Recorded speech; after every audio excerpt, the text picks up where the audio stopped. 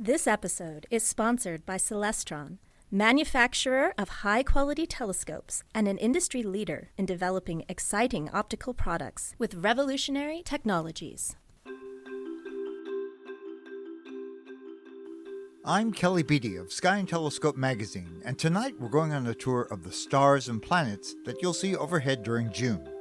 First, we'll time this month's solstice, trace the moon's cycle of phases, spot 3 planets before dawn, and track down a snake handler in the early summer sky. So grab your curiosity and come along on this month's Sky Tour.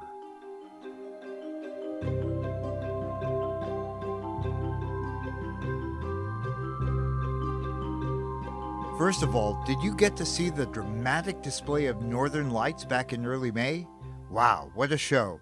All due to a massive geomagnetic storm unleashed by a huge and very unstable group of spots on the sun.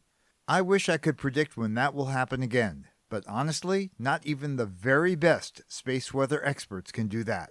So instead, let's all hope for an encore performance sometime soon. For summer lovers in the Northern Hemisphere, June is a great month. The solstice, when daylight is longest, comes on the 20th at 4:51 p.m. Eastern Daylight Time. At June's solstice, the midday sun passes directly overhead from anywhere along the Tropic of Cancer, which runs around our planet at a latitude of 23.5 degrees north. Yep, that's why this line is marked on the globe of the Earth, along with the Tropic of Capricorn, 23.5 degrees south of the equator. But if you love to savor the night sky, this is a minimalist month because the nights are so short, and the farther you are from the equator, the shorter they get. Here in Boston, dawn comes around 5 a.m., whereas down in Miami, it's around 6:30. And for most of us, evening twilight doesn't end until 9 p.m. or later, which makes it tougher to observe, especially if you want to bring your kids along. Let's get started this month by figuring out where the moon will be. Right now, the lunar phases are in close sync with the calendar. New moon comes on June 6th, and a few days after that, look for a slender lunar crescent moving a little higher in the evening sky night by night.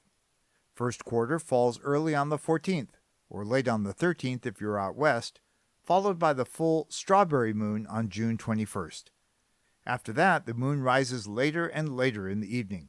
The last quarter moon, on the night of June 28th, pops up in the east well after midnight. This will be a month with no comets, no strong meteor showers, no eclipses of the sun or moon, and no planets in the evening sky. Bummer! Now, it is possible to spot Mars, Jupiter, and Saturn, but to do that, you'll have to be up very early, at least 30 or 45 minutes before sunrise. Find a clear spot with a view toward east and scan along the horizon. Saturn will be easiest to spot. It's well to the right of where the sun rises, in the southeast and above the horizon by 2 or 3 times the size of your fist held at arm's length. There aren't any bright stars in that part of the sky, so Saturn should be rather obviously on its own. Once you've spotted Saturn, let your gaze drift toward lower left by about 4 fists. You'll encounter another isolated beacon, again with no other bright stars around it, and that is Mars. If you've been up early at any time over the past few months, you'll recall that Mars has been anchored rather stubbornly in this part of the sky. But beginning this month, the red planet will start migrating westward. A third planet, Jupiter, is lurking in dawn's twilight, but you'll be challenged to find it until late in the month. So save your pre-dawn energy until about June 20th. Look to the lower left of Mars by about 3 fists. Jupiter is already quite bright, so by then it should be rather obvious even in the glow of early twilight. Sorry, but the inner planets Mercury and Venus are just not in play this month. You'll have a slight chance of spotting them both next month when they'll be very low in the west after sunset. Honestly, I wouldn't blame you for choosing a little extra sleep over pre-dawn planet watching.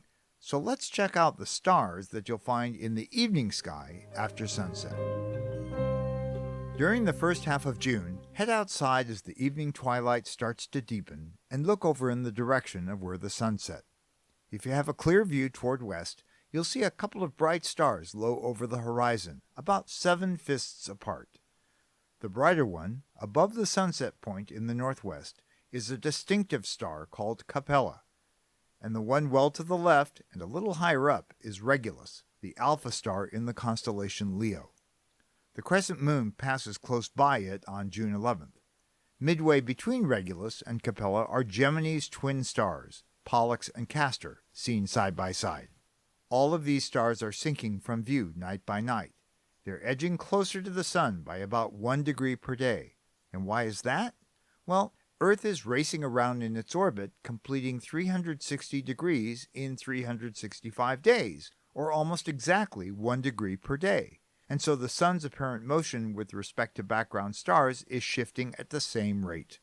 By month's end, the only one of these 4 stars you can hope to see is Regulus. After it gets good and dark, look well to the left of Regulus until you're facing southwest, more or less. The bright star you see is usually called Spica, though I prefer Spica. It's the brightest star in Virgo, the maiden, who's lounging on her side across this stretch of sky. In any case, take a moment to check out Spica's color. It's a blue-white star shining 20,000 times brighter than our sun at a super hot 40,000 degrees Fahrenheit. Maybe it's a good thing that Spica is 250 light-years away from us. Now look higher up by about 3 fists, almost overhead at nightfall, and you'll see a really dazzling star called Arcturus. It ranks as the 4th brightest star in the nighttime sky. You probably know that number 1 is Sirius, which has dropped out of sight in the west until later this year, and number 2 and 3 on the list are Canopus and Alpha Centauri, which can't be seen from mid-northern latitudes where most of us live. So Arcturus is the brightest star you'll see all summer. It's a relatively old red giant about 37 light-years away from us. The gleam that's reaching your eye right now left Arcturus in 1987, when Ronald Reagan was president and the most popular movie was Beverly Hills Cop 3. Let's go back to Spica for a moment and look about 2 fists to its left. Can you see a medium bright star? And there's another one to its upper left about 1 fist away. These are in the dim constellation Libra, the balance scale, and they're named Zubin-el-Genubi and Zubin-esh-Shamali. There's nothing particularly noteworthy about these stars, but I just love saying their names. In Arabic, Zubin-el-Genubi means the southern claw, and Zubin-esh-Shamali, the northern claw. Long ago, they were considered part of the constellation Scorpius, which is rising to their left in the east. You'll have to wait close to midnight to see all of Scorpius. A bright orange-hued star marks its heart. That's called Antares. To its right are a roughly vertical row of 3 stars that mark the critter's head. To the lower left of Antares, running down in a line that arcs upward and to the left, are the stars that trace out the tail and stinger. Now, as long as we're in this general area, let me help you track down a big constellation that you've probably never heard of. It's called Ophiuchus, the Serpent Bearer. As with Libra, this is a huge chunk of real estate without any really bright stars. So are you up for a star-finding challenge? Keep your eye on Antares and wait until around 11 p.m. or a little earlier at the end of June. Then look 1.5 fists to its upper left to reach the star Sabik. This is actually a double star, and technically the name applies to only one of those 2 stars. Whatever. Now go 3 fists above that and a little to the left to spot Ras el-Haig, which is Arabic for head of the serpent charmer. Ophiuchus is a big boxy constellation about 3 fists tall in the shape of a fat nose cone for a rocket. Ras el-Haig is at the pointy top, and Sabik marks the lower left corner. One oddity about Ophiuchus is that he's holding a snake, the constellation Serpens, that's actually in 2 pieces, with one half to his right and the other to his left. It's the only constellation out of all 88 that has a split personality. Here's one final target, or actually 3 of them. Look to the left of Ophiuchus over the eastern horizon, and you'll spot 3 widely separated stars. These mark the well-known asterism or star pattern known as the Summer Triangle. The star Vega is brightest and highest in the sky. To its lower left is Deneb, and to Vega's lower right is Altair.